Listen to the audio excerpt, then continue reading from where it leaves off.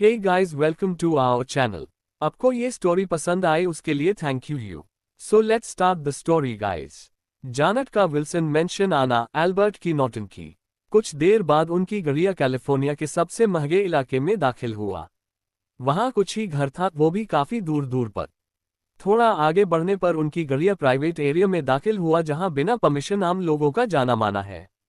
कुछ आगे चलने के बाद उनकी गाड़ियां एक बहुत ही खूबसूरत गार्डन से होते हुए एक बड़े से व्हाइट मैंशन के आगे आकर रुका।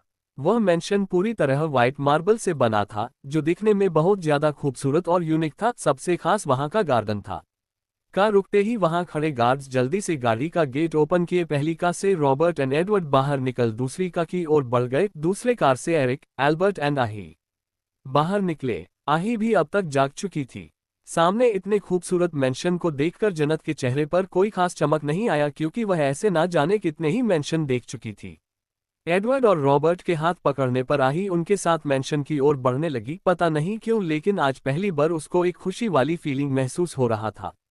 सब जैसे ही मेंशन के अंदर जाने लगे, उनके कान में एक औरत की तेज आवाज आया, कोई अंदर नहीं आएगा, सब अपनी जगह रुक जाओ। इस आवाज को सुन सब अपनी जगह रुक गए।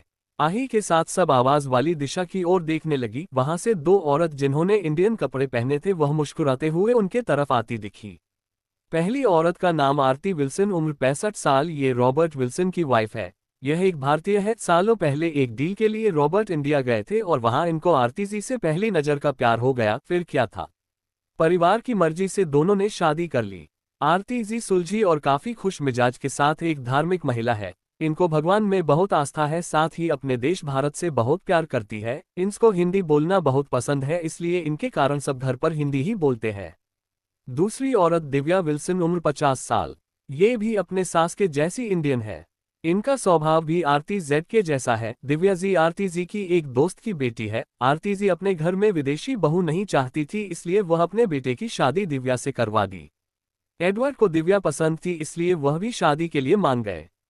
शादी के बाद दोनों में प्यार हो गया। ये भी बोल सकते हैं दोनों को एक दूसरे से पहली नजर का प्यार हो गया था। आरती और दिव्या जी उन सब के सामने आकर खड़ी हो गए। आही को सही सलामत देख दोनों को चैन आया। दोनों को आही के एसिडिटी के बारे में नहीं पता था, इनको बस यही बताया गया। सीढ़ी से फिसलने के कारण आही को चोट लग गया है। एडवर्ड आरती जी से, माँ आपने हम लोग को क्यों रोका? आरती जी अपनी आंख दिखाकर, तू चुप कर, इतने दिनों बाद मेरी लाडो घर वापस आई है तो क्या हम इसे ऐसे ही अंदर आने दे? दिव्या जेड के हाथ में आरती की थाली था। आरती जी आही को देख दिव्या जी से, दिव्या लाडो की आरती करो। उनके बोलने और दिव्या जी आही की आरती करने लगी। अपनी बच्ची को इतने वक्त बाद देख उनके आंखों में नमी, लेकिन ओठों पर मुस्कान आ गया। आरती करने के बाद दिव्या जी थाली एक सर्वेंट को देखकर जैसे ही आही गले लगने लगी, तभी आरती जी उनको रोकते हुए, दिव्या ये क्या कर रही हो? क्या तुम भूल गई? दिव्या जी कंफ्यूजन में, माँ आरती तो हो गया, अब हम क्या भूल रहे हैं? अब हम बस अपनी बच्ची को गले से लगाना चाहते हैं।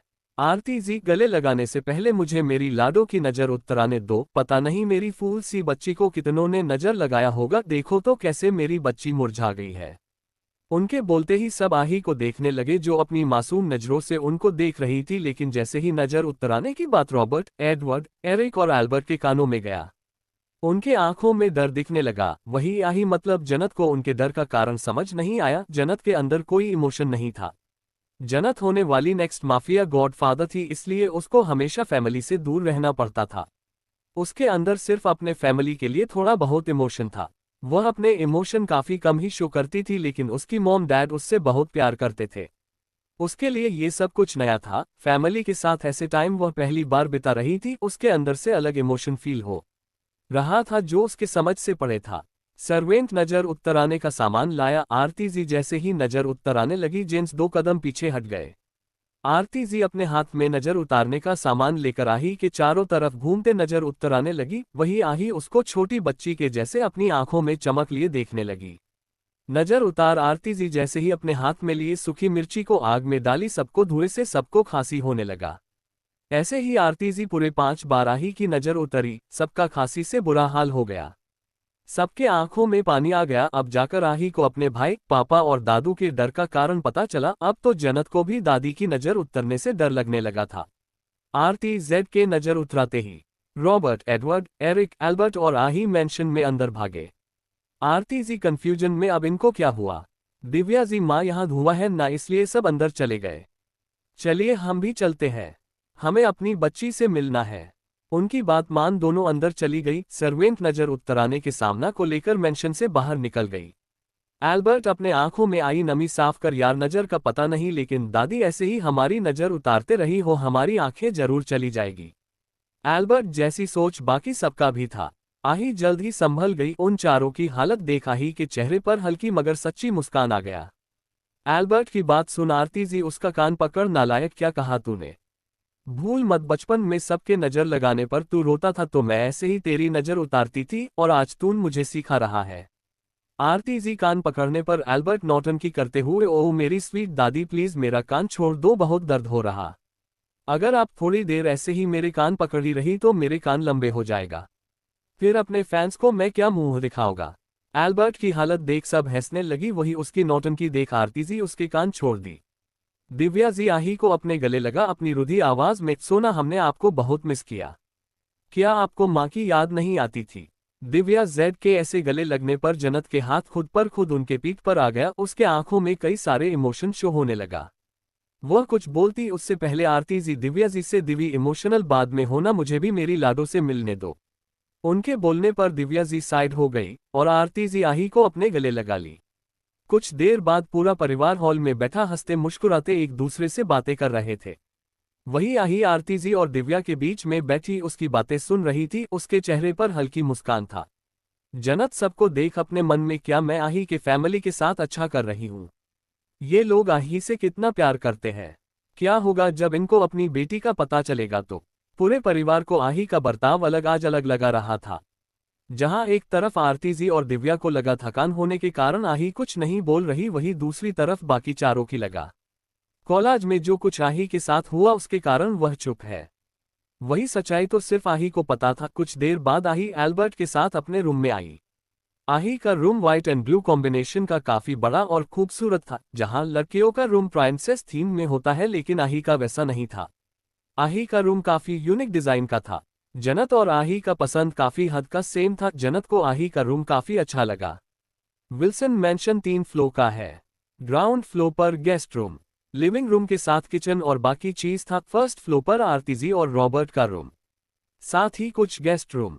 सेकेंड फ्लोर पर दिव्या और एडवर्ड का रूम के साथ एक्टिविटी रूम जैसे थिएटर, लाइब्रेरी, डांस रूम और बहुत कुछ।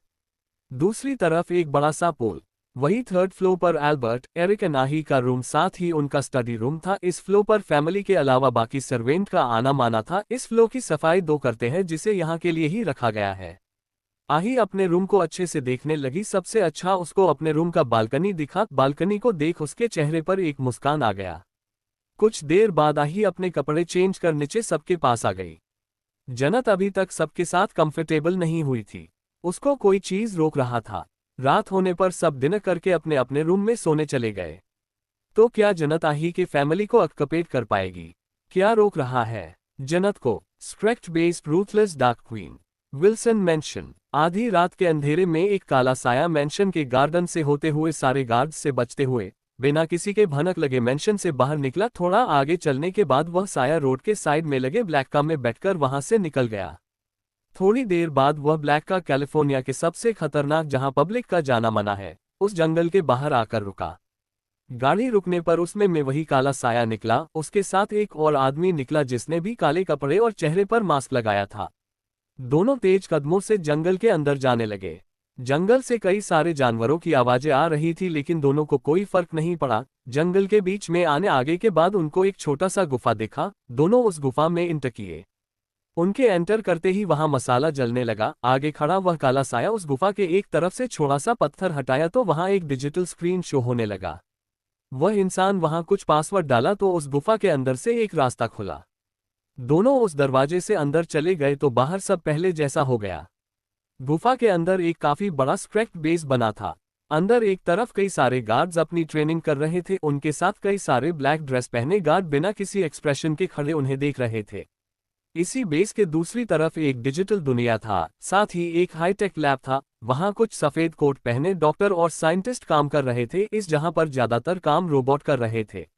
वह काला साया सब कुछ देख रहा था, तभी उसके सामने एक लड़का जिसकी उम्र 26 साल होगा वह आकर सिर झुका बिना किसी एक्सप्रेशन के बोला, क्वीन उनको हेल्थ चेंबर में रखा गया है।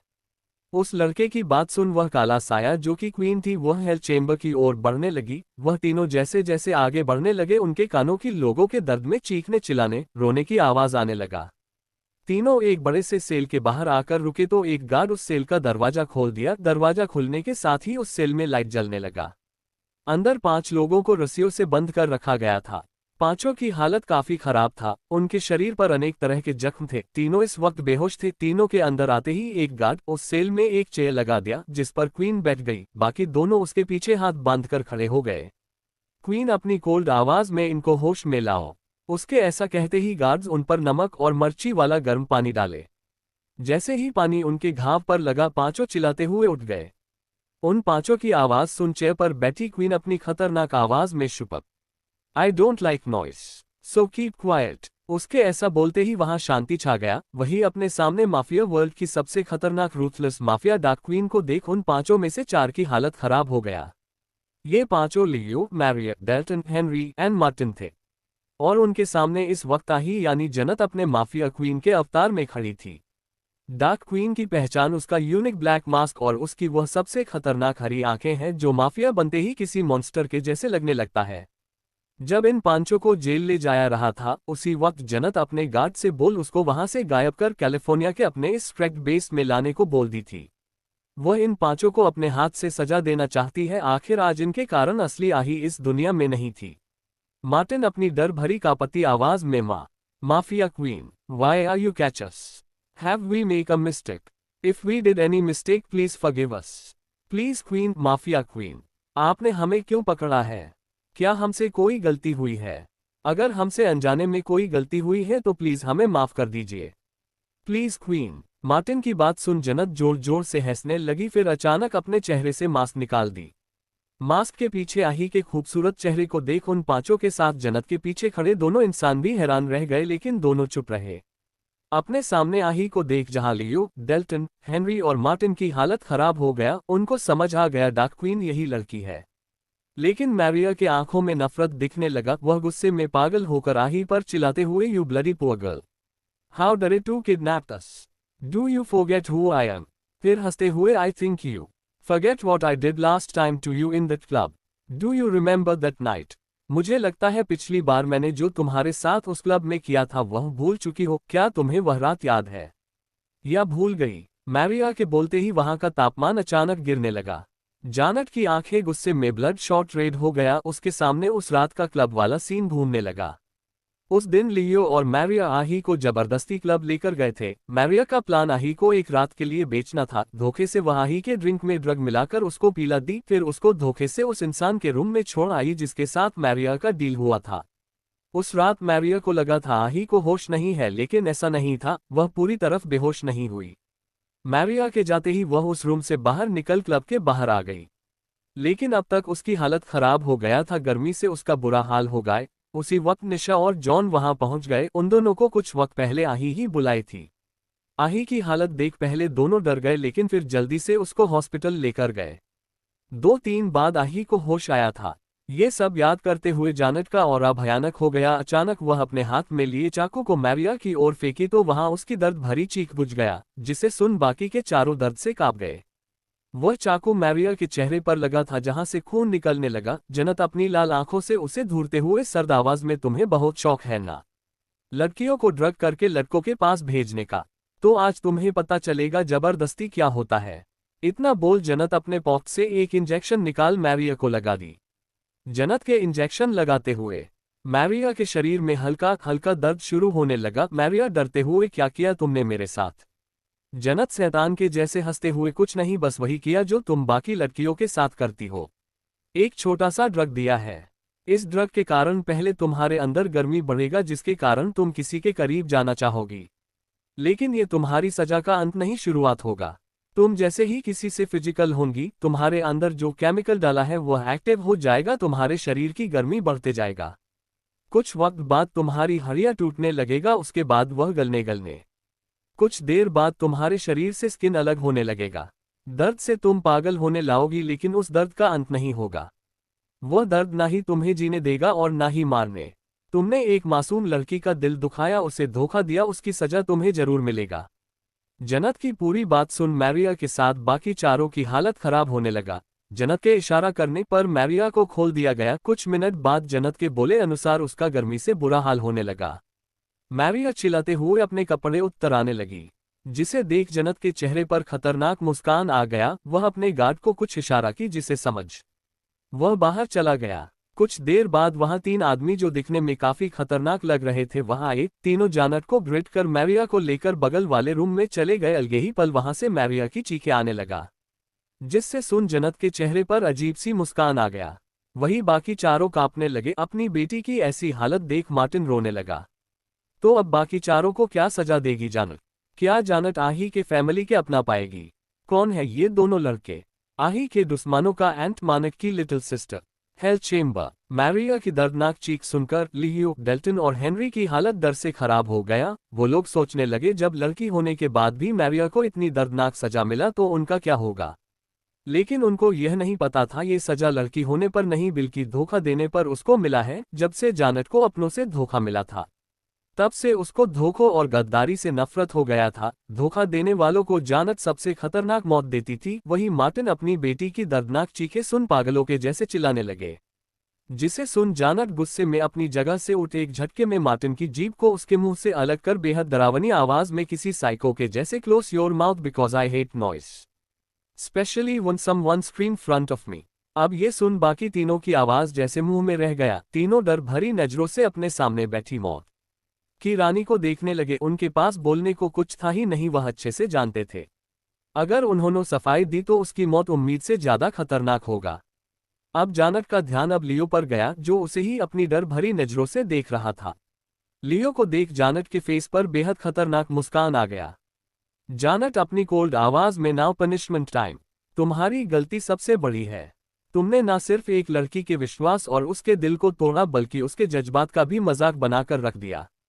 अरे अगर मुकाबला करना था तो आही के सामने से करते, ऐसे पीठ पीछे उसे धोखा देकर तुमने साबित कर दिया तुम किसी के भी दया के काबिल नहीं हो। आज तुम्हें तुम्हारे किए की सजा और आही को इंसाफ मिलेगा। फिर उसके चेहरे को पकड़, तुम्हें अपने इस चेहरे से बहुत प्यार है ना? इसी मासूम चेहरे का यूज कर मासूम लड़कियों को अपने प्यार के जाल में फंसाते हो ना? क्या हो जब तुम्हारे पास ये चेहरा और बॉडी ना हो? इतना बोल जानट लियो को भी एक इंजेक्शन लगा दी।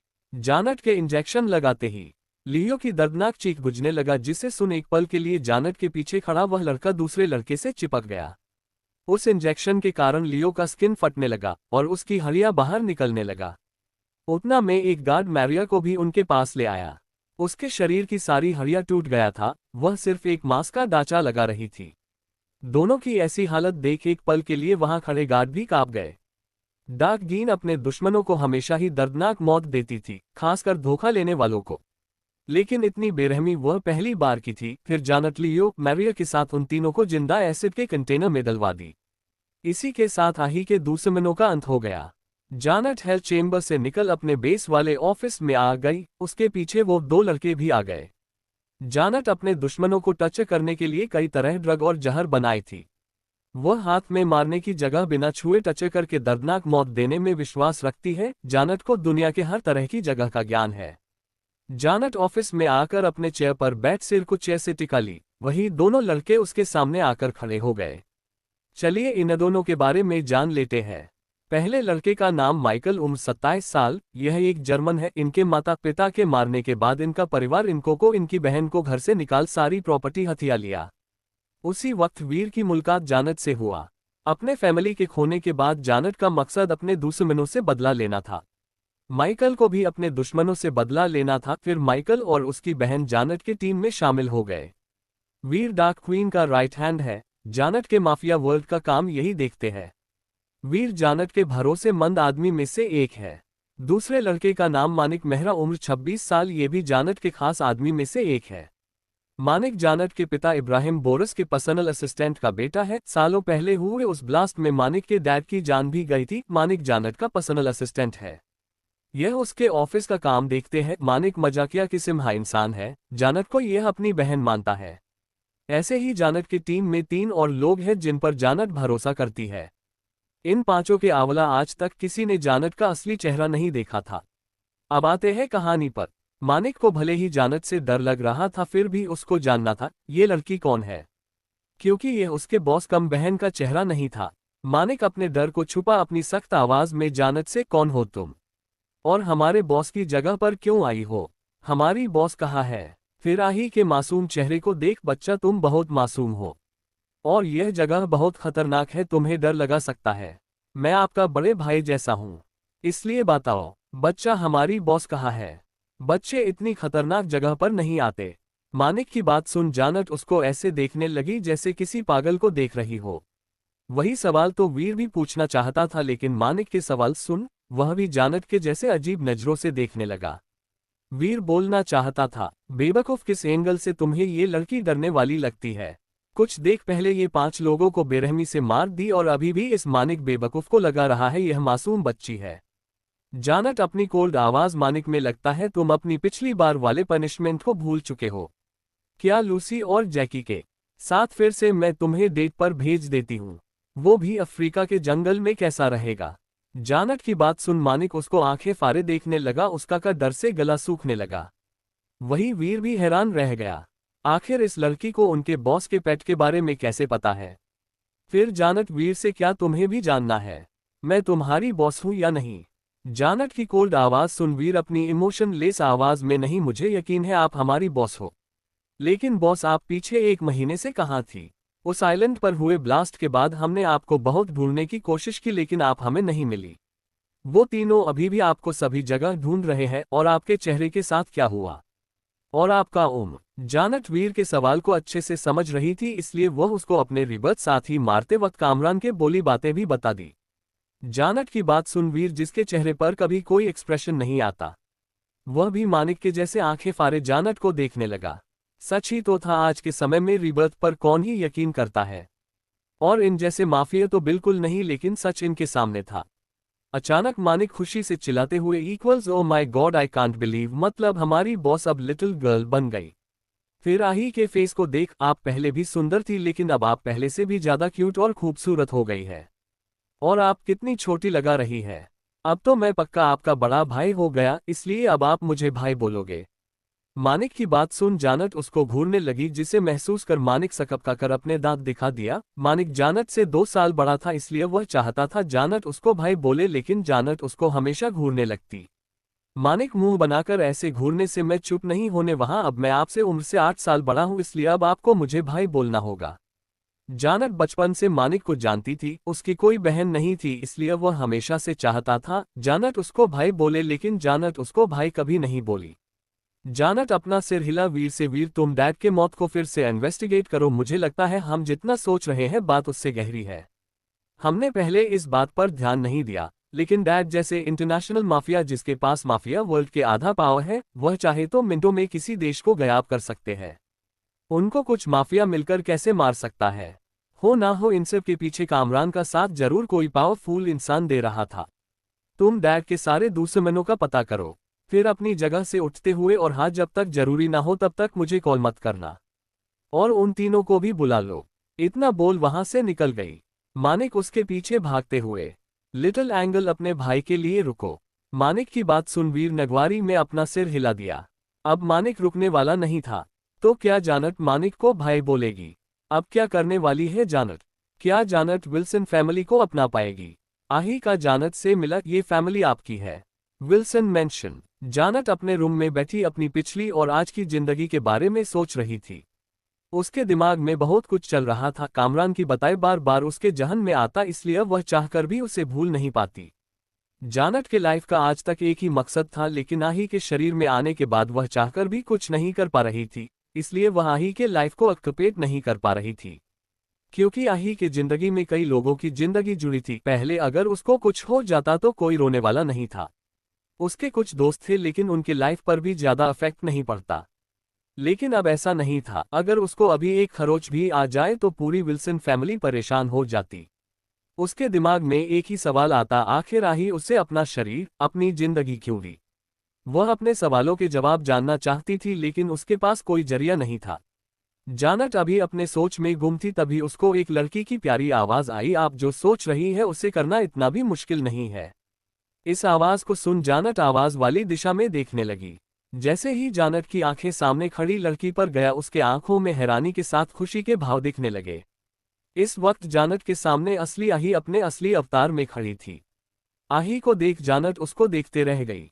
आही के को देख जानट के दिल की बेचैनी बिल्कुल शांत हो गया। आही के कपड़े भी कुछ हद तक माया परी के जैसे थे, लेकिन उसके चेहरे पर माया परी से कहीं ज्यादा और दिव्य था। आही किसी भी तरह से साधारण इंसान नहीं लगा रही थी, जिसे जानट भी समझ गई, लेकिन उसके सामने उसकी छोटी बहन खड़ी थी। जानट अपनी आंखों में कई तरह के इमोशन लिए हल्की आवाज में, लिटिल गर्ल, आखिर तुम मुझे क्यों अकेले छोड़कर चली गई? तुम्हें तो अपनी जिंदगी से प्यार था ना? आही मुस्कुराते हुए एंगल दी। जरूरी नहीं हमारी सारी चाहत पूरी हो, कुछ चाहत अधूरे रह जाते हैं, और जो किस्मत में होता है उसे हम चाहकर भी नहीं बदल सकते। जानट आही की बातें अच्छे से समझ रही थी, फिर भी उसको अपने सवालों के जवाब चाहिए था। जानट आही को देखते हुए, तुमने ऐसा क्यों किया? मैं कैसे सामना करूं तुम्हारी फैमिली का?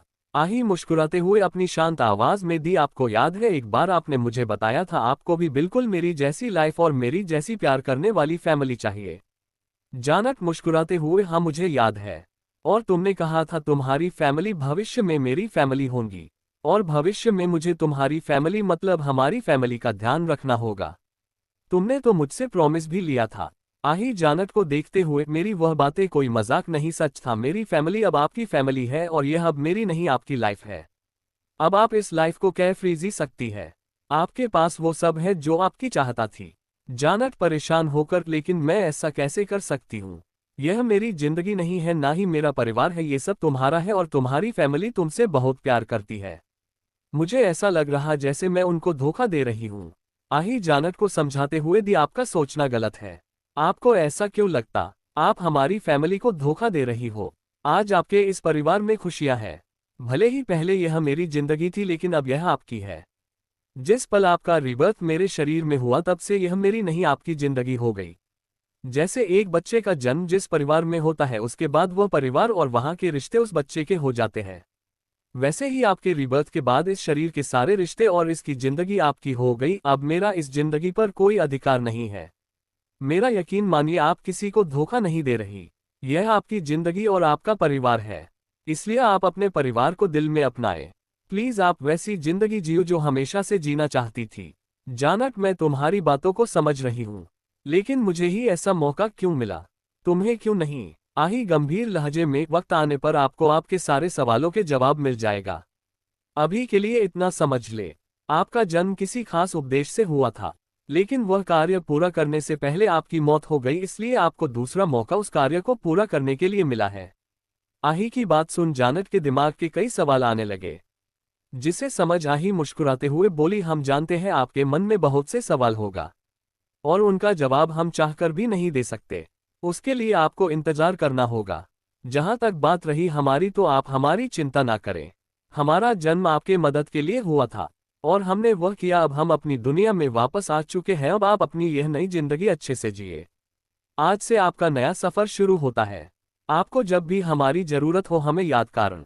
फिर जाते हुए आही अपने चेहरे पर हल्की मुस्कान लिए बोली, यह जिंदगी आपकी है और इसके रिश्ते भी आपके हैं। आपको सब कुछ दिल से अपनाना होगा, तभी आपको आगे का रास्ता मिलेगा। इतना बोल वह जैसे आई वैसे चली गई। आही की बात सुन जानट के दिमाग में कई सारे सवाल आए, लेकिन उन सवालों को वक्त पर छोड़ वह अपनी नई जिंदगी के बारे में सोचने लगी। अब जानट के चेहरे पर हल्की मुस्कान आ गया। जानट, आही मैं तुमसे और खुद से प्रॉमिस करती हूँ, आज के बाद मैं अपनी इस नई लाइफ को अच्छे से जीऊंगी। तुम हमारी फैमिली की टेंशन मत लेना। आज से मैं आहिरा विल्सन हूँ और यह फैमिली मेरी है। मैं दुनिया नई आहिरा से मिलेगी। जानट खुद से इतना बोल अपने बेड पर लेट गई। आज सालों बाद उसके चेहरे पर निश्चल मुस्कान आया था। जानट सुकून से सो गई। नेक्स्ट डे आही अपने रूम में सुकून से सोई थी। रिबर्थ के बाद आज पहली बार जानट को इतनी सुकून भरी नींद आया था। आही के रूम का धीरे से गेट खुला और वहां से एरिक और एल्बर्ट अंदर आए। अंदर आते ही उसकी नजर अपनी प्राइंसेस पर गया, जो दुनिया जहां से बेखबर सुकून से अपने बेड पर सोई थी। अपनी बहन को देखते हुए दोनों के चेहरे पर प्यारी सी मुस्कान आ गया। एल्बर्ट एरिक से, भाई हमारी प्राइंसेस कितनी मासूम है। देखिए कैसे दुनिया जहां से बेखबर सुकून से सोई है। एरिक के चेहरे पर भी हल्की मुस्कान आ गया। हमारी प्राइंसेस बहुत मासूम है और हमें अपनी प्राइंसेस के इसी मासूमियत को इस दुनिया से बचाना है। एल्बर्ट परेशानी भरे लहजे में, लेकिन भाई हम कब तक प्राइंसेस को इस दुनिया से बचा पाएगी? कभी ना कभी तो प्राइंसेस को अकेले सबका सामना करना होगा। और मैं नहीं चाहता इस बार के जैसा मेरी बहन के साथ वापस कुछ गलत हो, वापस कोई उसकी मासूमियत का फायदा उठाए। अगर दोबारा ऐसा हुआ तो हमारी बहन टूट जाएगी। अब भाई इनको कौन बताए? अब इनकी बहन को नहीं, दुनिया को इनकी बहन से डरना होगा। एरिक कुछ सोचते हुए, डोंट वरी, अब ऐसा कुछ नहीं होगा। मैं अपनी प्राइंसेस को बहुत स्ट्रांग बनाऊंगा। एल्बर्ट भी सहमति में सिर हिला दिया। कुछ देर बाद आही एरिक और एल्बर्ट के साथ रेडी होकर नीचे बाकी सबके पास आ गई। आज उसके चेहरे पर एक मुस्कान था जिसे देख सब खुश हो गए। जानत सबको देखते हुए अपने मन में, ये परिवार मेरा है और मैं अपने परिवार को हमेशा खुश रखूंगी, सबको हमेशा प्रोटेक्ट करूंगी। ये सब बोलते हुए जानत के आंखों में अजीब से एहसास था। ब्रेकफास्ट करने के बाद आही सबके साथ बैठकर बात करने लगी।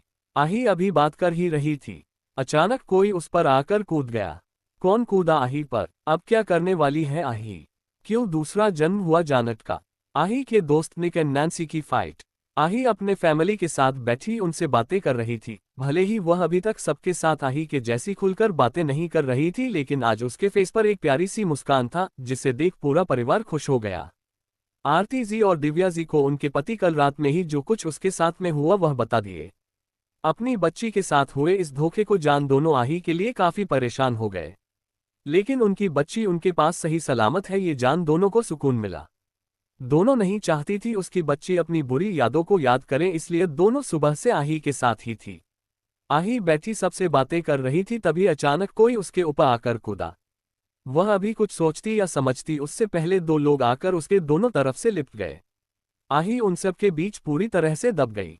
इस वक्त आही के ऊपर एक लड़की लेटी थी, वही दो लड़के उसको दोनों तरफ से जकड़े थे। जनत इनको अच्छे से जानती थी। ये तीनों हैं आही के बचपन के दोस्त जो आही से बहुत ज्यादा प्यार करते हैं। इनके ग्रुप की जान आही में बसती है। आही जब कैम्ब्रिज जा रही थी तो ये भी जाना चाहते थे, लेकिन इनका स्टीम आही से डिफरेंट था। लड़की का नाम नैन्सी स्मिथ, उम्र 19 साल। ये बहुत ही ज्यादा हंसमुख और शरारती है। यह आही की बेस्ट फ्रेंड है। स्मिथ फैमिली की प्राइंसेस। स्मिथ फैमिली भी यूनाइटेड स्टेट की टॉप 5 रिच फैमिली में से एक है। डिनायल स्मिथ, उम्र 19 साल। ये नैन्सी के ट्विन ब्रदर है। ये नैन्सी से 20 मिनट बड़े हैं और समझदार भी है। यह अपनी बहन से उल्टा शांत है। सबके फैलाए रायते को साफ करना इनका काम है। तीसरा लड़का निक ब्राउन, उम्र 20 साल। ये भी नैन्सी के जैसे शरारती है। ब्राउन फैमिली भी यूनाइटेड स्टेट की पावरफुल फैमिली है। अपने दोस्तों के साथ रहने के लिए यह बचपन में एक ही क्लास में 2 बार रह गए। इन चारों की दोस्ती प्ले स्कूल से है। चारों की जान एक दूसरे में बसती है। बचपन से ज्यादातर इनका समय आही के घर पर बीतता है। इन सबका का मेंशन एक ही एरिया में है। आरती जी मुस्कुराते हुए दिव्या से, दिवी तुमने अच्छा किया जो बच्चों को बुला लिया। अब अपने दोस्तों के साथ रहने पर हमारी बच्ची अपनी बुरी यादों को भूल जाएगी। दिव्या जी, हाँ माँ, मैंने भी यही सोचा था। फिर मुस्कुराते हुए, ये लोग जब तक मिलते हैं तब तक मैं इनके लिए कुछ खाने को लेकर आती हूँ, नहीं तो थोड़ी देर में बचपन के जैसे चिल्लाने लगेंगे। आरती जी हंसते हुए, तुम सही बोल रही हो, जाओ। फिर दिव्या जी किचन की ओर बढ़ गई। आही दबी हुई आवाज में, गाइस प्लीज लीव मी। क्या तुम लोग मुझे सैंडविच बनाकर ही छोड़ने वाले हो या दबाकर मारने वाले हो? आही की आवाज सुन तीनों उससे अगल हो गए। उनके अलग होते ही आही गहरी गहरी सांस लेने लगी। तभी नैन्सी फिर से आही को गले लगा, खुशी से चहकते हुए, oh my angle, finally you come back, I am so happy. मैंने तुम्हें बहुत मिस किया। नैन्सी की खुशी भरी आवाज सुन आही के चेहरे पर भी मुस्कान आ गया। तभी निक नैन्सी को आही से अलग कर उसे अपने गले लगा। ओए मोटी, मेरी एंजल से दूर हट, कहीं तुम्हारे वजन से मेरी डॉल जैसी एंजल दब ना जाए। फिर आही के सिर को सहलाते हुए, एंगल तुम ठीक हो ना? कहीं दर्द तो नहीं हो रहा? जहां निक की बात सुन आही डिनायल के साथ पूरी विल्सन फैमिली हंसने लगी, वहीं नैन्सी गुस्से में निक को आही से अलग कर, निक के बच्चे मैं तुझे छोड़ूंगी नहीं। जरूर तेरी आंखें खराब है, जाकर डॉक्टर को दिखा। मैं तुझे किस एंगल से मोटी लग रही हूँ? मोटा तो तू है, बिल्कुल भैंस के जैसे, तभी तो दिन भर खाता रहता है। मेरे फिगर पर यूनाइटेड स्टेट के लड़के मारते हैं, बोल एटीट्यूड से अपने बाल पीछे की ओर झटकी। निक अपनी आंखें छोटी कर नैन्सी को ऊपर से नीचे देखते हुए, इंसान कुत्ता बिल्ली अगर चाहे तो शेर पाले, लेकिन तेरे जैसा गलत फैमिली ना पाले। और मुझे तो लगता है जो लड़के तुझ पर मारते हैं जरूर उनके दिमाग में या फिर आंखों में प्रॉब्लम है। तुझ जैसी छोटी और ऊपर से मोटी लड़की पर लड़के मर रहे हैं। बोल हंसने लगा। वही नैन्सी उसको अपनी खूंखार नजरों से घूरने लगी। निक हंसते हुए, छोटन की मोटा मैं नहीं तू है, एक तो इतनी छोटी ऊपर से इतनी मोटी, गोलगप्पे के जैसी लगती है। शुक्र मना हम लोग तेरे दोस्त बन गए, नहीं तो तेरे जैसी मोटी से कौन ही दोस्ती करता। निक की बात सुन नैन्सी गुस्से में चिल्लाते हुए, कमीने मैं तेरी जान ले लूंगी, तेरी हिम्मत कैसे हुआ मुझे छोटन की बोलने की, आज तेरी मौत मेरे हाथ से होगा। ये सुन निक अपनी जगह से उठ सोफे के नीचे कूदते हुए नैन्सी को चिढ़ाते हुए कहा, अब छोटन की नहीं बोलूं तो क्या, बुर्ज खलीफा बोलू। बोल भागने लगा। वही नैन्सी उसके पीछे मारने के लिए दौड़ने लगी, उसके हाथ में जो आता उसको उठाने को मारने लगी। उसकी हरकत पर सब लोग हंसने लगे, आही भी हंसने लगी। जन्नत को ये सब काफी ज्यादा अच्छा लग रहा था, वह ऐसा कुछ पहली बार देखी थी। उसको बचपन जीने का मौका मिला कहा था। इधर डिनायल आही के गले लगा, एंजल कैसी हो। आही मुस्कुराते हुए, मैं ठीक हूँ, तुम बताओ कैसे हो। डिनायल मुस्कुराते हुए निक और नैन्सी की ओर इशारा कर, तुम्हें क्या लगता है इन दोनों के होते हुए मैं कैसा हो सकता हूँ। निक और नैन्सी की हरकत देख आही हंसने लगी। दरअसल निक और नैन्सी हमेशा ऐसे ही लड़ते रहते। ऐसा नहीं है, नैन्सी की हाइट बहुत कम है, उसकी हाइट 5 फीट 3 इंचेस है, लेकिन इनके ग्रुप में जहां आही की हाइट 5 फीट 8 इंचेस है, वहीं निक और डिनायल की हाइट भी 6 फीट के करीब है। नैन्सी दिखने में हेल्थी है, इसलिए निक उसको चिढ़ाता है। नैन्सी अच्छे से जानती है निक सिर्फ उसको चिढ़ा रहा है, लेकिन फिर भी उसको गुस्सा आ जाता। दिव्या जी किचन से अपने हाथ में बच्चों के लिए नाश्ता लाते हुए प्यार भरी आवाज में निक और नैन्सी से बोली, बच्चों अब मस्ती करना बंद करो और आकर कुछ खा लो, उसके बाद जीता चाहे उतना खेलना। दिव्या जी की बात सुन दोनों निक और नैन्सी जो एक दूसरे से लड़ रहे थे वह भागकर उनके पास आ गए। दोनों को दिव्या जेड के हाथों का खाना बहुत अच्छा लगता था। ये तीनों बचपन से ज्यादातर विल्सन मैंशन में ही रहते थे, क्योंकि इनको अपनी फैमिली का उतना अटेंशन नहीं मिल पाता जीता आही के घर पर मिलता। ऐसा नहीं है स्मिथ और ब्राउन फैमिली अपने बच्चों से प्यार नहीं करती, बस काम के चक्कर में उनको मौका नहीं मिला। दिव्या जेड के बोलते ही निक और नैन्सी नाश्ते पर टूट पड़े। आही और डिनायल भी खाने लगे। वहां कुछ ही वक्त में खुशी भरा माहौल हो गया। नाश्ता करने के बाद चारों सोफे पर लेट गए। उसके नाश्ता करने के बाद एरिक उनको देख अपने चेहरे पर हल्की मुस्कान लिए बोला, वैसे मेरा पास तुम लोग के लिए एक सरप्राइज है। सरप्राइज का नाम सुन चारों के कान खड़े हो गए। वहीं नैन्सी और निक तो कुछ ज्यादा ही एक्साइटेड हो गए। नैन्सी एक्साइटेड होकर, वाओ सरप्राइज, वो भी हमारे लिए। फिर एरिक से खुश होकर, बिग ब्रो बताओ ना हमारे लिए क्या सरप्राइज है। निक भी अपनी चमकती आंखों से एरिक को देखते हुए, जल्दी बताओ ना ब्रो, मुझसे वेट नहीं हो रहा।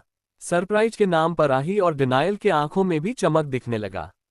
उनकी एक्साइटमेंट देख एरिक मुस्कुराते हुए जैसे ही उनको अपना सरप्राइज बताया, वह चारों अपनी आंखें और मुंह खले हैरानी से एरिक को देखने लगे।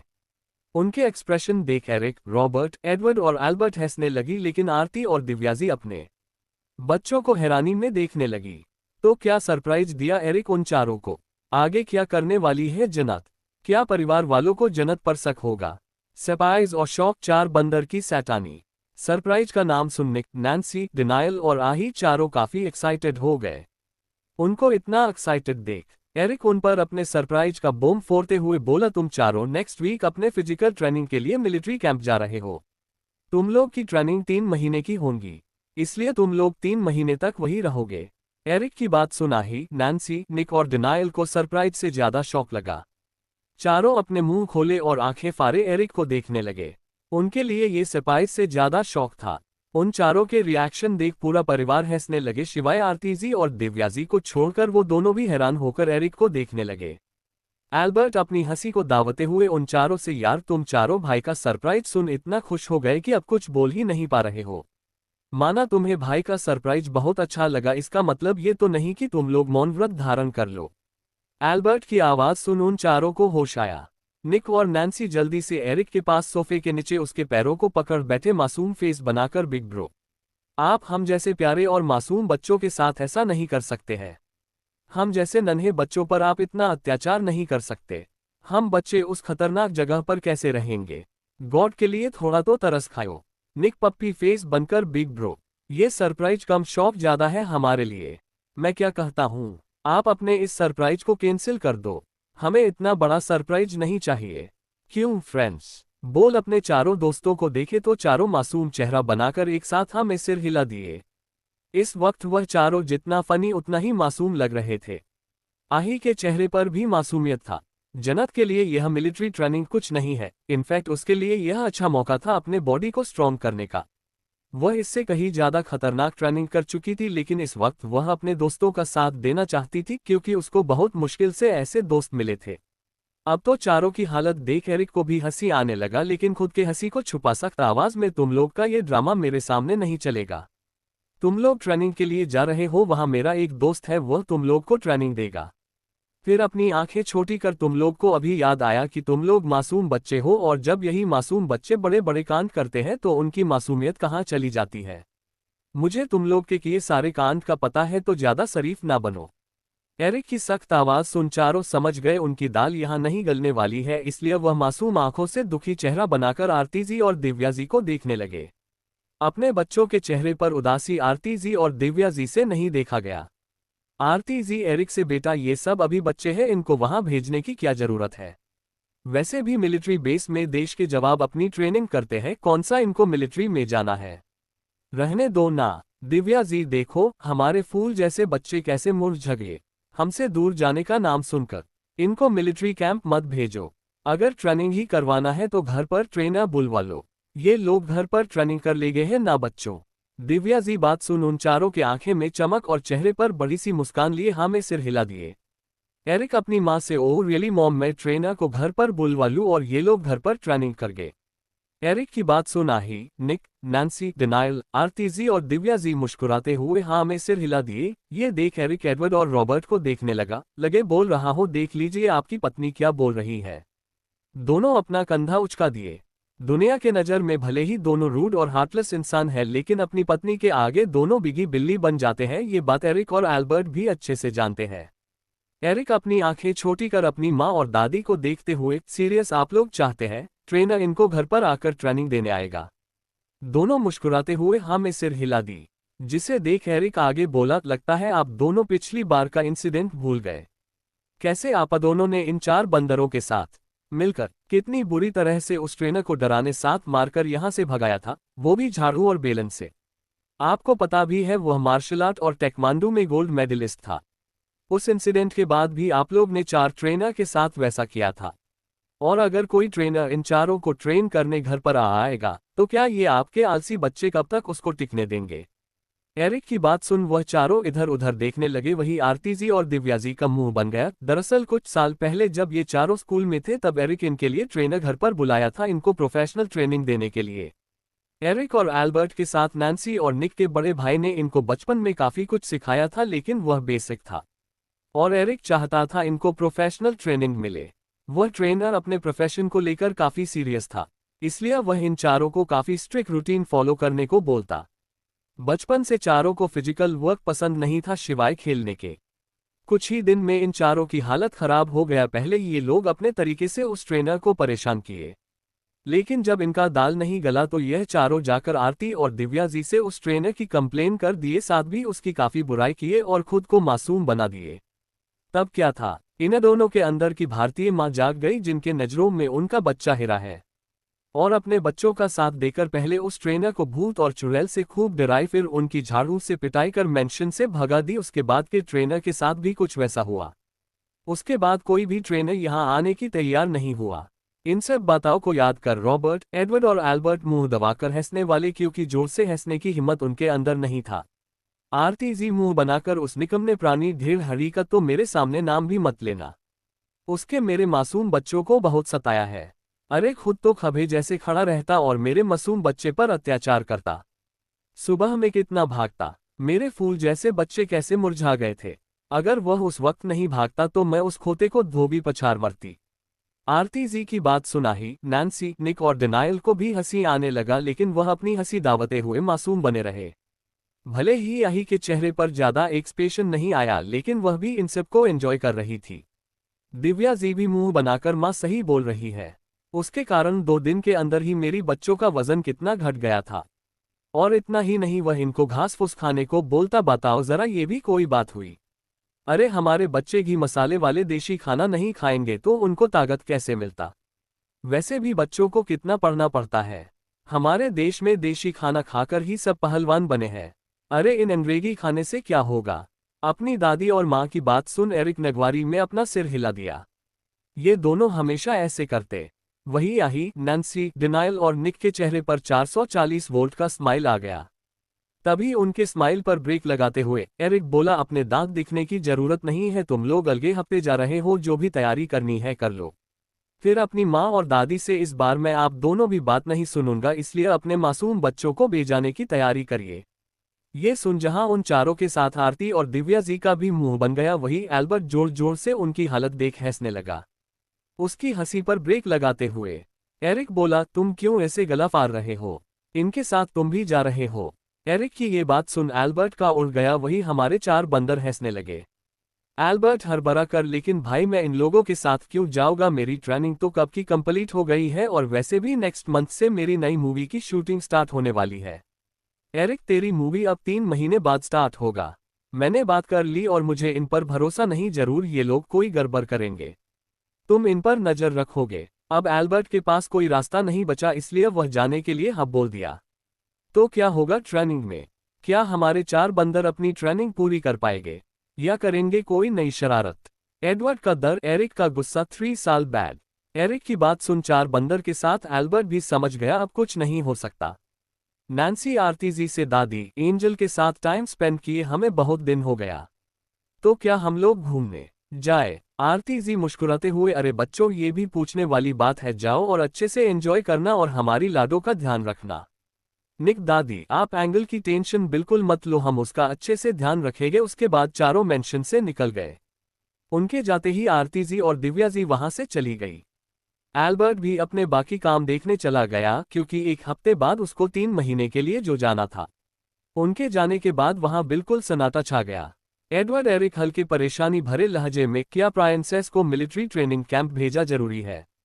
हम उसे नॉर्मल ट्रेनिंग सेंटर में भी तो भेज सकते हैं ना। तुम्हें भी पता है मिलिट्री की ट्रेनिंग कितना हार्ड होता है। हमारी प्राइंसेस सब कैसे कर पाएगी? एरिक अपने डैड से सीरियस आवाज में, डैड आप प्राइंसेस को जितना कमजोर समझते हैं वह उतना कमजोर भी नहीं है, शी इज वॉरियर। मैं आपकी चिता समझ सकता हूं और यकीन मानिए प्राइंसेस को वहां कोई परेशानी नहीं होगा। जहां तक बात रही मिलिट्री ट्रेनिंग की, वह उसके लिए बहुत जरूरी है। मैं नहीं चाहता इस बार जो प्राइंसेस के साथ हुआ वह वापस कभी हो। हमारी प्राइंसेस बहुत मासूम है, उसको लगता है इस दुनिया में उसके जैसे सिर्फ अच्छे लोग हैं, लेकिन ऐसा नहीं है। भले ही आही हमें बता नहीं रही, लेकिन उसके साथ जो कुछ हुआ है उसके बाद आही के अंदर कुछ तो बदल गया है। अब हमारी प्राइंसेस पहले के जैसे नहीं रही। पहले मुझे उसके आंखों में मासूमियत और सच्चाई दिखता था, लेकिन उस दिन के बाद मुझे उसके आंखों में खालीपन और गहरा दर्द के साथ कई तरह के अनकहे जज्बात दिखते हैं। उसके साथ जो कुछ हुआ है उसके बाद वह अंदर से हिल चुकी है। अब समय आ गया है वह मेंटल के साथ फिजिकली भी स्ट्रांग हो। मैं उसे इतना मजबूत बनाना चाहता हूं कि कोई भी आहिरा विल्सन से पंगा लेने से पहले 1000 बार सोचे। कहीं ना कहीं एरिक की बात रॉबर्ट और एडवर्ड को सही लगा। रॉबर्ट कुछ सोचते हुए, प्राइंसेस का स्ट्रांग होना बहुत जरूरी है, तभी वह खुद को हमारे और अपने दुश्मनों से प्रोटेक्ट कर पाएगी। हम अपने दुश्मनों से उसे बचा सकते हैं, लेकिन उसको अपने दुश्मनों से खुद सामना करना होगा। आखिर कब तक हम उसे दुनिया से बचा सकते हैं? कभी ना कभी उसके सामने सच आएगा।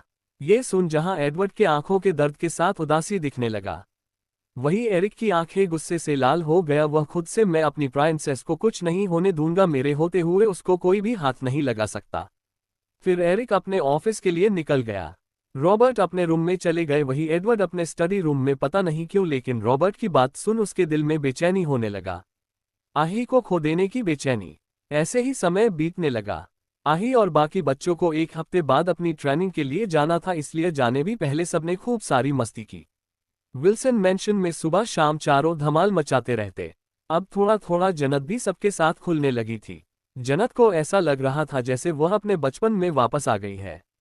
नैन्सी और निक की शरारत में जन्नत भी उनका पूरा साथ देती। आही को वापस नॉर्मल होता देख पूरी विल्सन फैमिली काफी खुश थी। वह वक्त भी आ गया जब इन लोगों को अपने ट्रेनिंग के लिए मिलिट्री कैंप जाना पड़ा। जाते वक्त आरती जी और दिव्या जी तो रोने लगी। वो लोग भी नहीं जाना चाहते थे, लेकिन एरिक की गहरी नजरें महसूस कर उनको जाना पड़ा। तो दोस्तों यहाँ से हमारी कहानी का नेक्स्ट पार्ट और न्यू ट्विस्ट शुरू होता है। अब कहानी काफी मजेदार होगा। यहाँ से हमें कुछ नए चेहरे देखने को मिलेंगे। 3 साल बाद कैलिफोर्निया। रात के अंधेरे में शहर से दूर एक घने से जंगल में कुछ लोगों का ग्रुप सबसे लोगों से छुपकर काफी दिनों से रुके थे। उस ग्रुप में कुल 20 लोग थे जिन्होंने काले कपड़े पहने थे। वहां 3 टेंट लगा था। 10 आदमी अपने हाथ में हाईटेक हथियार लिए उस जगह की निगरानी कर रहे थे। वो लोग काफी चौकन्ना थे। वहीं बाकी के लोग टेंट में बैठे कुछ काम कर रहे थे। टेंट में कई सारे हथियार रखा था। हथियार की संख्या देख लग रहा था इनका इरादा कुछ ठीक नहीं है। वहां बैठे कुछ लोग बॉम्ब बना रहे थे, साथ ही बॉम्ब को कई सारे डिवाइस में सेट कर रहे थे। बाकी के लोग काम कर रहे थे। वहीं उनका लीडर फोन पर किसी से कुछ बात कर रहा था। उधर से कुछ बोला गया जिसे सुन लीडर बोला, सरकार, हम लोग पूरी तरह से तैयार हैं। कल सूरज उगाने से पहले इन अंग्रेजों की सुबह हमारे धमाके से होगा। यकीन मानिए इस बार हम इन अंग्रेजों को दिखा देंगे हम क्या चीज है। इतना बोल वह फोन रख दिया। फिर अपने आदमियों से भारी आवाज में बोला, जल्दी जल्दी हाथ चलाओ, हमें 1 घंटे में यहां से निकलना है। बॉम्ब को अच्छे से सेट करो। इन अंग्रेजों को भी पता चलना चाहिए इनका बाप आया है। बोल हंसने लगा, उसके साथ उसके आदमी भी हंसने लगे। फिर सब अपने अपने काम में लग गए। इस बात से बेखबर कोई इनकी हरकत पर नजर रखा है। उनके टेंट के बाहर कई सारे छोटे छोटे बटरफ्लाई उड़ रहे थे। इनसे थोड़ी दूर पर झरियों को बीच 5 लोगों का ग्रुप जिन्होंने ऊपर से नीचे तक काले कपड़े पहने थे।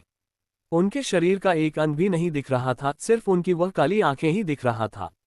वह 5 अपने सामने चल रहे छोटे से टैब में टेंट की फुटेज साथ ही उनकी बातें सुन रहे थे।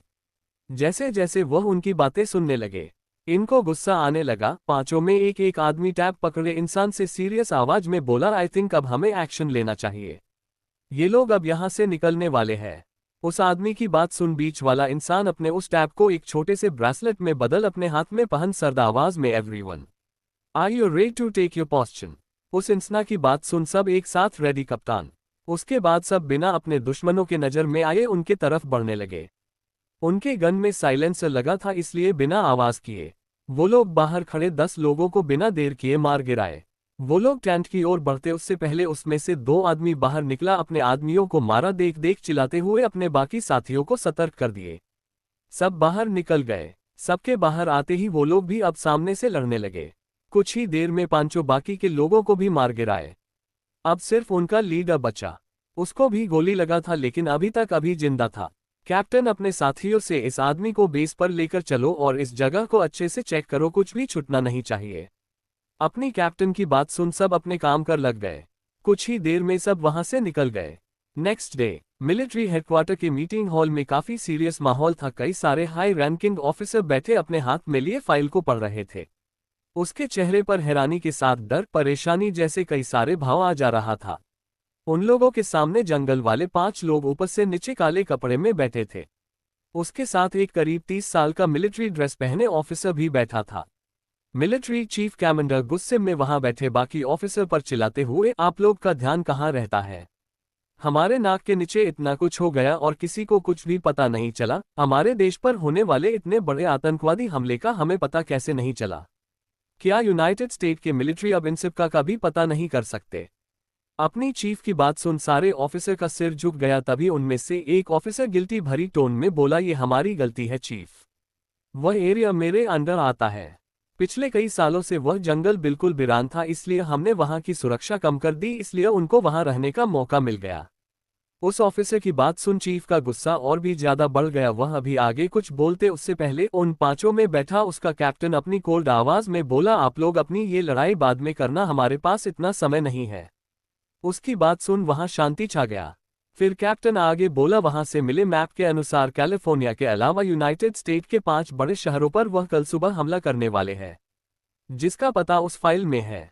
उसकी बात सुन चीफ अपने ऑफिस को जल्दी से उन आतंकवादी को पकड़ने के लिए भेज दिए, साथ ही सभी जगह की सुरक्षा को बढ़ाने को बोल दिया।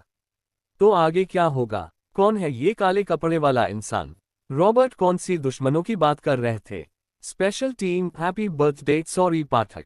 ओम नमः शिवाय। चीफ कमांडर की बात सुन बाकी के ऑफिसर वहां से निकल गए। सबको अपनी देश की सुरक्षा देखना था। अब वहां सिर्फ वह 5 ब्लैक ड्रेस पहने इंसान, उनके साथ बैठा मिलिट्री ऑफिसर और चीफ कमांडर बैठे थे।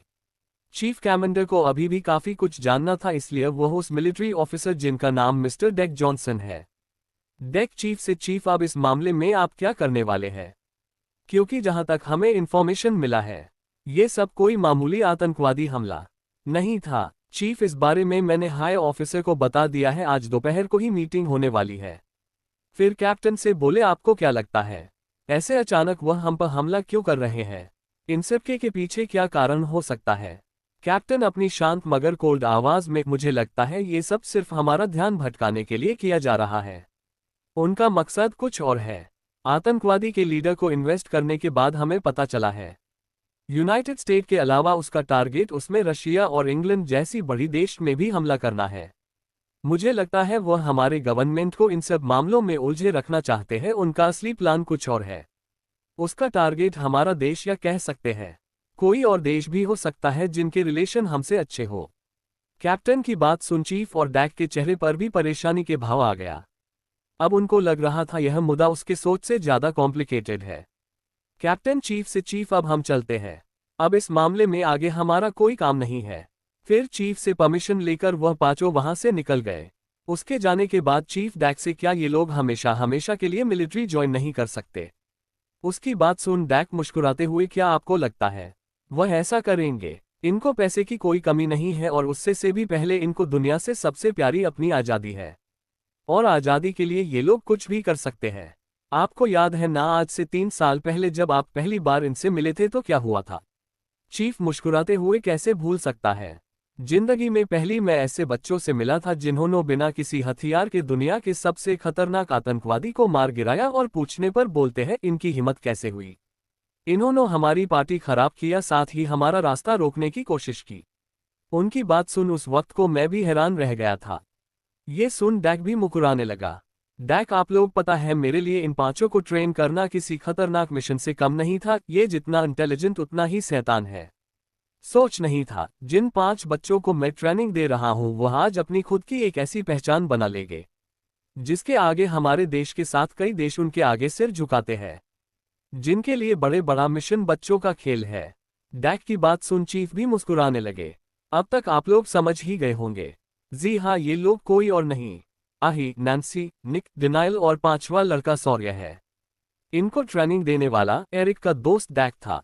अपनी ट्रेनिंग खत्म होने के बाद ये लोग अपनी एक स्पेशल टीम बना लिए, जिनका मिलिट्री से कोई मतलब नहीं है, लेकिन जब भी मुसीबत आता या देश को इनकी जरूरत पड़ती ये लोग आर्मी और मिलिट्री की मदद करते। पांचों मिलिट्री कैंप से निकल एक का में बैठ गए। उनकी का वहां से निकल गया। कुछ देर बाद उनकी का शहर से बाहर फार्म हाउस पर आकर रुका। ये फार्म हाउस शहर से काफी दूर था। पांचों का से निकल फार्म हाउस के अंदर आ गए। फार्म हाउस पूरे ब्लैक कलर का था। वहां काफी हाई सिक्योरिटी था। अंदर से भी फार्म हाउस काफी खूबसूरत था। अंदर आते ही पांचों हॉल में लगे सोफे पर लेट गए। इस वक्त उनके चेहरे पर कोई मास्क नहीं था। नैन्सी खुश होकर, यार मजा आ गया, आज कितने दिनों बाद हमें किसी की पिटाई करने को मिला था, दिल खुश हो गया। फिर अगर लेटे हुए बॉडी का एक्सरसाइज हो गया। निक बोल, तो तू सही रही है मोटी, आज उन कमीनों की पिटाई कर मजा आ गया। उन दोनों की बात सुन डिनायल, आही और सौर्य मुस्कुराते हुए अपना सिर हिला दिया। डिनायल अपना मोबाइल देखने लगा। मोबाइल देखते हुए अचानक जोर से चिल्लाते हुए, ओ शिट। आही डिनायल के चिल्लाने पर चिढ़कर से, यार क्या हुआ? तेरे अंदर कब से इस दोनों पागलों को आत्मा आ गया? ऐसे गला क्यों फाड़ रहे हो? डिनायल, मेरा मजाक तुम लोग बाद में उड़ाना, पहले अपना मोबाइल देखो, तब तुम्हारा भी यही हाल होगा। डिनायल की बात सुन सब अपना मोबाइल देखे तो उनका भी वही हालत हुआ। उन पर कल रात से कई सारे कॉल, एरिक, एल्बर्ट, आरटीजी और दिव्या जेड के साथ उनके फैमिली के काफी सारे कॉल आए थे। आही जल्दी से एरिक को फोन की। 2 रिंग में ही उधर से कॉल रिसीव कर एरिक अपनी बेचैनी भरी आवाज में, प्राइंसेस बच्चा, आप लोग कहाँ हो? आप ठीक हो ना? कल रात से मैंने कितने कॉल किए, कॉल क्यों नहीं उठा रही थी? आही भाई रिलैक्स, हम लोग बिल्कुल ठीक है और अभी फार्म हाउस पर है। कल रात पार्टी करते हुए हमारा कॉल पर ध्यान नहीं गया। आही की बात सुन एरिक को शांति मिला। एरिक, थैंक गॉड तुम लोग ठीक हो, मैं तो डर ही गया था। अच्छा एक काम करो, अब जल्दी से पहले घर पहुंचो। याद है ना आज क्या है? आही कंफ्यूज में, आज क्या है भाई? मुझे याद नहीं। एरिक, प्राइंसेस आप आज का दिन कैसे भूल सकती हो? आज के दिन ही तो आप हमारी जिंदगी में आई थी, हमें पूरा करने के लिए। आपका बर्थडे है, अब जल्दी से घर पहुंचो। दादी और माँ कल से पूरे घर को सिर पर उठाए है। अब जाकर आही के अपने बर्थडे का याद आया, वही फोन स्पीकर पर होने के कारण सब उनकी बात सुन सकते थे। जैसे ही आही के दोस्तों को उसके बर्थडे का याद आया, वह जल्दी से अपनी जगह से उठ गए। आही अपनी प्यारी आवाज में, ओके भाई, हम 1 घंटे में घर पहुंच जाएंगे, प्लीज जब तक आप उन दोनों को संभाल लो। एरिक उधर से जल्दी आने का बोल कॉल काट दिया। आही के फोन रखते ही वह चारों एक साथ आही के गले लगे, एक साथ happy birthday angel, we are sorry for wishing you late. अपने दोस्तों के विश करते ही आही के चेहरे पर मुस्कान आ गया। फिर सब एक दूसरे से अलग हुए। निक सॉरी एंगल, मिशन के चक्कर में हमारे दिमाग से आज का स्पेशल दिन निकल गया। डिनायल, सॉरी एंजल, पता नहीं कैसे हमें आज का दिन याद नहीं रहा। आही मुस्कुराते हुए, इट्स ओके गाइस, तुम लोग के साथ मुझे भी मेरा बर्थडे याद नहीं था, मैं भी भूल गई थी। डिनायल, अब समझ आया सबके इतने सारे कॉल क्यों आ रहे थे। आही अपने सिर पर हाथ पर, उस शिट, मैं तो बताना ही भूल गई। बिग ब्रो ने हमें जल्दी से घर पर बुलाया है, जल्दी चलो। आही की बात सुन सब फार्म हाउस के बाहर भागे, लेकिन सौर्य वहीं रुक गए। आही, सौर्य, हम क्यों रुक गए, तुम नहीं चलने वाले हो? सौर्य, एंजल, वीर भाई का कॉल आया था, उनको आपसे कुछ जरूरी बात करनी थी। उन्होंने आपको बहुत कॉल किया लेकिन आपके नहीं रिसीव करने पर मुझे कॉल किया। उन्होंने मुझे मिलने को बुलाया है, बिग बॉस के केस में कुछ क्लू मिला है। आप चलिए, मैं शाम को सारी इन्फॉर्मेशन लेकर मेंशन में आता हूँ। सौर्य की बात सुन आही का चेहरा कठोर हो गया। वह बिना किसी एक्सप्रेशन के, ठीक है तुम जाओ, लेकिन याद रहे किसी को तुम्हारा सच पता ना पता चलना चाहिए, और चाहे कुछ भी हो तुम अपना ध्यान रखोगे। सौर्य, ओहो एंगल, तुम इतना क्यों परेशान होती हो? डोंट वरी, किसी को कुछ भी पता नहीं चलेगा, और खुद का ध्यान भी रखूंगा। उसके बाद आही वहां से निकल गई। उसके निकलते ही वह लड़का भी फार्म हाउस से निकल गया। तो चलिए इनके बारे में जान लेते हैं।